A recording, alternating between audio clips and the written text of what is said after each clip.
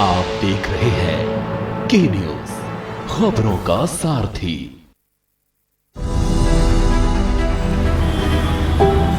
75 साल होने वाले हैं हमें आजादी मिले हुए, पर कुछ चीजें ऐसी हैं जिनसे हम आज तक आजाद नहीं हुए।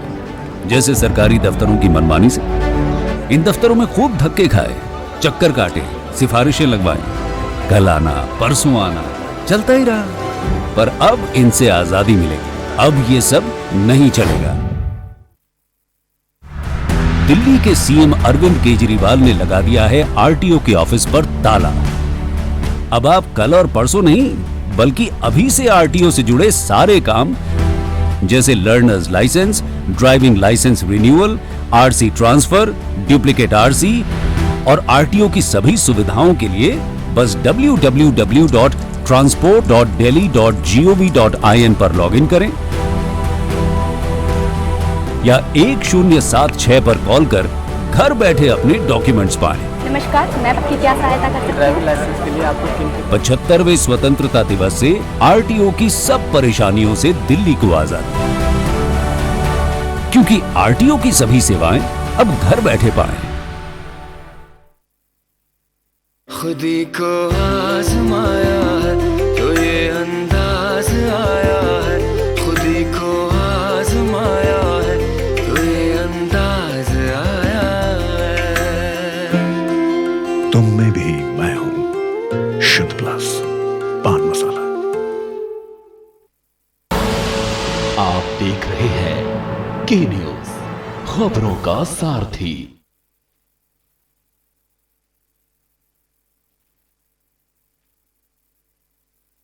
स्वच्छ भारत अभियान को भी नई ताकत मिल रही है। विश्वविद्यालय की इस पहल का नाम है सुखेत मॉडल। सुखेत मॉडल का मकसद है गांवों में प्रदूषण को कम करना। इस मॉडल के तहत गांव के किसानों से गोबर और खेतों घरों से निकलने वाला अन्य कचरा इकट्ठा किया जाता है और बदले में गांव वालों को रसोई गैस सिलेंडर के लिए पैसे दिए जाते हैं। जो कचरा गांव से एकत्रित होता है उसके निपटारे के लिए वर्मी कंपोस्ट बनाने का भी काम किया जा रहा है। यानी सुखेत मॉडल के 4 लाभ तो सीधे सीधे नजर आते हैं। एक तो गांव को प्रदूषण से मुक्ति, दूसरा गांव को गंदगी से मुक्ति, तीसरा गांव वालों को रसोई गैस सिलेंडर के लिए पैसे और चौथा गांव के किसानों को जैविक खाद। आप सोचिए, इस तरह के प्रयास हमारे गांवों की शक्ति कितनी ज्यादा बढ़ा सकते हैं। यही तो आत्मनिर्भरता का विषय है। मैं देश की प्रत्येक पंचायत से कहूंगा कि ऐसा कुछ करने का वो भी अपने यहां जरूर सोचें। और साथियों, जब हम एक लक्ष्य लेकर निकल पड़ते हैं ना, तो नतीजे का मिलना निश्चित होता है। आप देखिए ना, हमारे तमिलनाडु में शिवगंगा जिले की कांजीरंगाल पंचायत, देखिए इस छोटी सी पंचायत ने क्या किया। यहां पर आपको वेस्ट से वेल्थ का एक और मॉडल देखने को मिलेगा। यहां ग्राम पंचायत ने स्थानीय लोगों के साथ मिलकर कचरे से बिजली बनाने का एक लोकल प्रोजेक्ट अपने गांव में लगा दिया है। पूरे गांव से कचरा इकट्ठा होता है, उससे बिजली बनती है और बचे हुए प्रोडक्ट्स को कीटनाशक के रूप में बेच भी दिया जाता है। गांव के इस पावर प्लांट की क्षमता प्रतिदिन 2 टन कचरे के निस्तारण की है। इससे बनने वाली बिजली गांव की स्ट्रीट लाइट्स और दूसरी जरूरतों में उपयोग हो रही है। इससे पंचायत का पैसा तो बच ही रहा है, वो पैसा दूसरे विकास के कामों में इस्तेमाल किया जा रहा है। अब मुझे बताइए, तमिलनाडु के शिवगंगा जिले की एक छोटी सी पंचायत हम सभी देशवासियों को कुछ करने की प्रेरणा देती है कि नहीं देती है? कमाल ही किया है ना उन्होंने। मेरे प्यारे देशवासियों, मन की बात अब भारत की सीमाओं तक सीमित नहीं रही है। दुनिया के अलग अलग कोने में भी मन की बात की चर्चा होती है और विदेशों में रहने वाले हमारे भारतीय समुदाय के लोग हैं, वे भी मुझे बहुत सी नई नई जानकारियां देते रहते हैं। और मुझे भी कभी कभी मन की बात में विदेशों में जो अनोखे कार्यक्रम चलते हैं उसकी बातें आपके साथ शेयर करना अच्छा लगता है। आज भी मैं आपका कुछ ऐसे लोगों से परिचय कराऊंगा, लेकिन उससे पहले मैं आपको एक ऑडियो सुनाना चाहता हूं। थोड़ा गौर से सुनिएगा।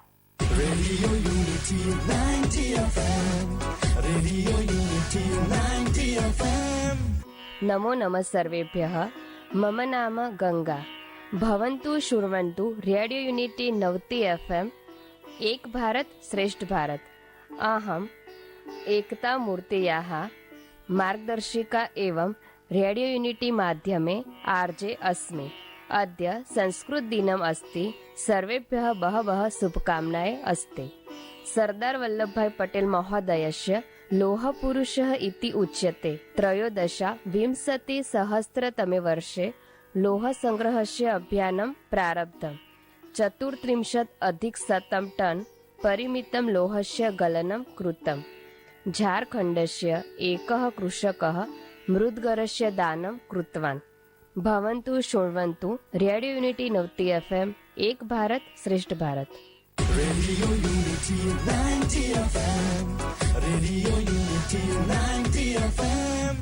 साथियों, भाषा तो आप समझ गए होंगे। ये रेडियो पर संस्कृत में बात की जा रही है और जो बात कर रही हैं वो है आरजे गंगा। आरजे गंगा गुजरात के रेडियो जॉकीज के ग्रुप की एक सदस्य हैं। उनके और भी साथी हैं, जैसे आरजे नीलम, आरजे गुरु और आरजे हेतल।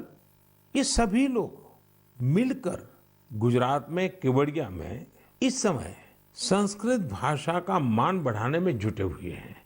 और आपको मालूम है ना, ये केवड़िया वही है जहां दुनिया का सबसे ऊंचा स्टैच्यू, हमारे देश का गौरव, स्टैच्यू ऑफ यूनिटी जहां पर है, उस केवड़िया की मैं बात कर रहा हूं। और ये सब ऐसे रेडियो जॉकीज हैं जो एक साथ कई भूमिकाएं निभाते हैं।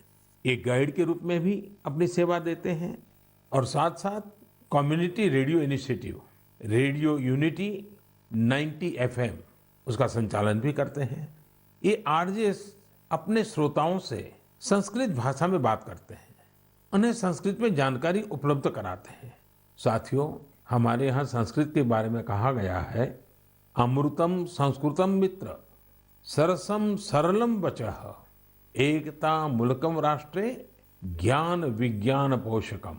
अर्थात हमारी संस्कृत भाषा सरस भी है, सरल भी है। संस्कृत अपने विचारों, अपने साहित्य के माध्यम से ये ज्ञान विज्ञान और राष्ट्र की एकता का भी पोषण करती हैं, उसे मजबूत करती हैं। संस्कृत साहित्य में मानवता और ज्ञान का ऐसा ही दिव्य दर्शन है जो किसी को भी आकर्षित कर सकता है। हाल ही में मुझे कई ऐसे लोगों के बारे में जानने को मिला जो विदेशों में संस्कृत पढ़ाने का प्रेरक कार्य कर रहे हैं। ऐसे एक व्यक्ति हैं श्रीमान रटगर कॉर्टेनहॉर्स्ट, जो आयरलैंड में संस्कृत के जाने माने विद्वान और शिक्षक हैं और वहाँ के बच्चों को संस्कृत पढ़ाते हैं। इधर हमारे यहाँ पूरब में भारत और थाईलैंड के बीच सांस्कृतिक संबंधों की मजबूती में संस्कृत भाषा की भी एक अहम भूमिका है। डॉक्टर चिरापत प्रपंड विद्या और डॉक्टर कुसुमा रक्षामणि, ये दोनों थाईलैंड में संस्कृत भाषा के प्रचार प्रसार में बहुत महत्वपूर्ण भूमिका निभा रहे हैं। उन्होंने थाई और संस्कृत भाषा में तुलनात्मक साहित्य की रचना भी की है। ऐसे ही एक प्रोफेसर हैं श्रीमान बोरिस जाखरिन, रशिया में मॉस्को स्टेट यूनिवर्सिटी में ये संस्कृत पढ़ाते हैं। उन्होंने कई शोध पत्र और पुस्तकें प्रकाशित की हैं।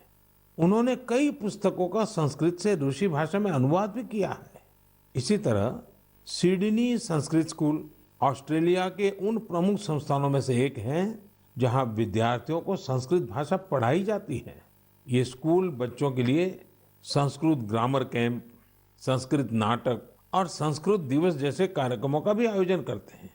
साथियों, हाल के दिनों में जो प्रयास हुए हैं उनसे संस्कृत को लेकर एक नई जागरूकता आई है। अब समय है कि इस दिशा में हम अपने प्रयास और बढ़ाएं।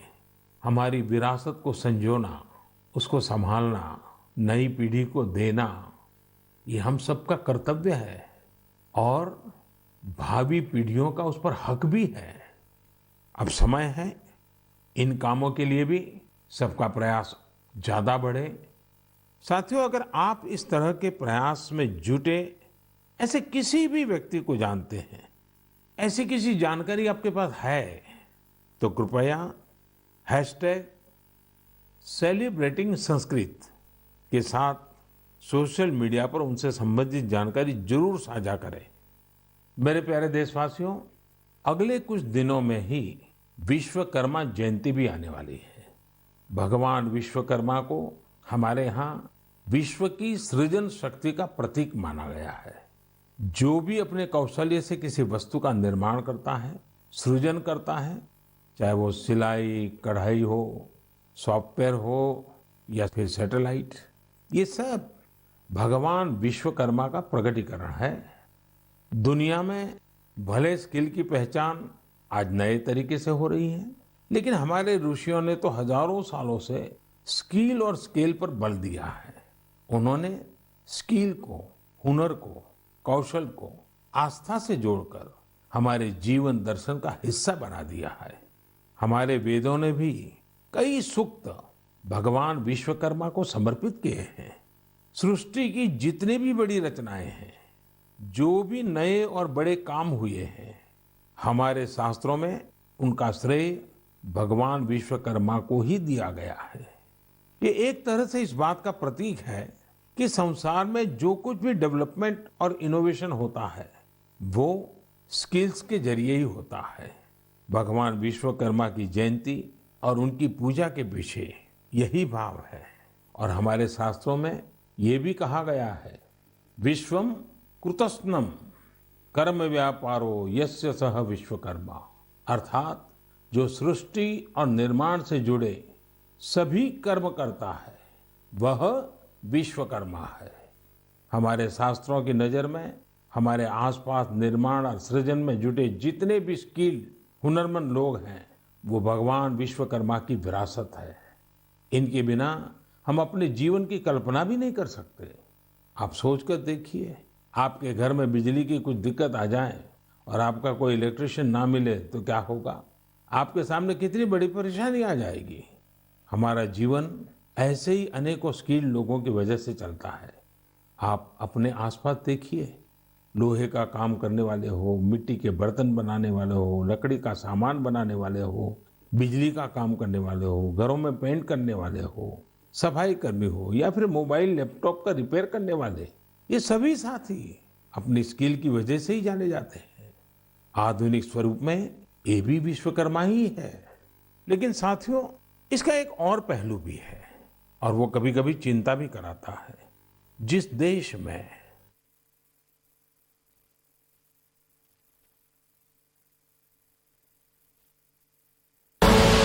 आप देख रहे हैं के न्यूज, खबरों का सारथी।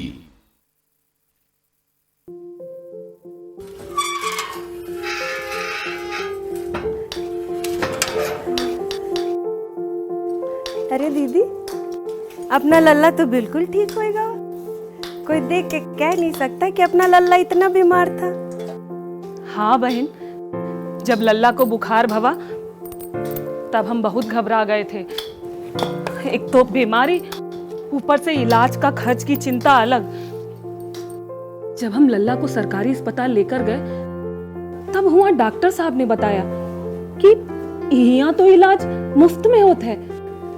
हाँ, लल्ला का इलाज भी खूब बढ़िया से हुआ और कोनो पैसा भी खर्च नहीं हुआ। हम तो दीदी अपनी जिंदगी में पहली बार ऐसा देखे हैं कि सरकार ऐसा करती है।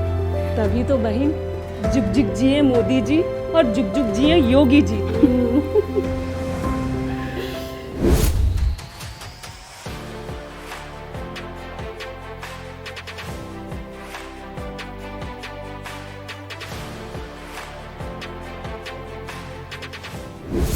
मेरे बच्चे को जरूरत थी लीवर ट्रांसप्लांट की। को पैसे की बहुत ज्यादा परेशानी थी। मुख्यमंत्री राहत को उसके बारे में पता चला। हम लोगों को योगी जी ने बहुत सहारा दिया, बहुत मदद दिया। हमेशा हमारा बाबा बनल है, प्रधान बनल है, मुख्यमंत्री बने।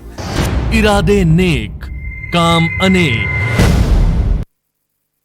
खुदी को आजमाया है तो ये अंदाज आया है, खुदी को आजमाया है तो ये अंदाज आया है। तुम में भी मैं हूं, शुद्ध प्लस पान मसाला। आप देख रहे हैं के न्यूज, खबरों का सारथी।